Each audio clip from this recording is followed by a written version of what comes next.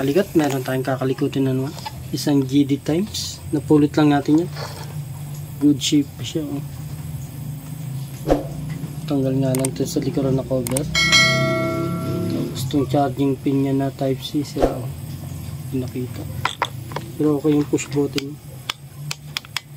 Hindi pa nagana. Checkin natin kung battery yan o charging pin lang talaga. So tara. Intro muna tayo kalikot. Yeah!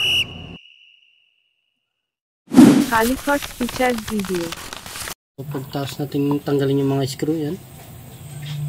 Ito siya. Tapos yan sa loob. Yan, tinanggal na rin natin itong battery yan. Nicheck natin 2.8. Okay pa. Tingnan ko yung charging.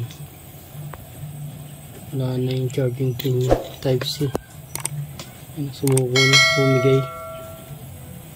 So ang idea natin imbis na ilangin. Ito na. Palitan natin siya ng binili natin. Type C charging.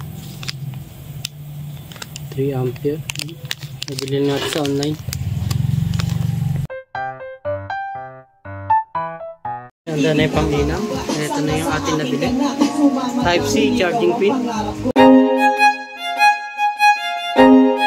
Ika to, nag-charge na siya. Nag-indicate na ng pulo sa loob. Ano yung ilaw. May ilaw siya dito sa pulo. Tapos itong charging niya naman dito.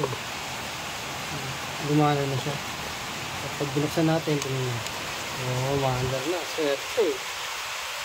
Ilaw. Siguro natin ilaw.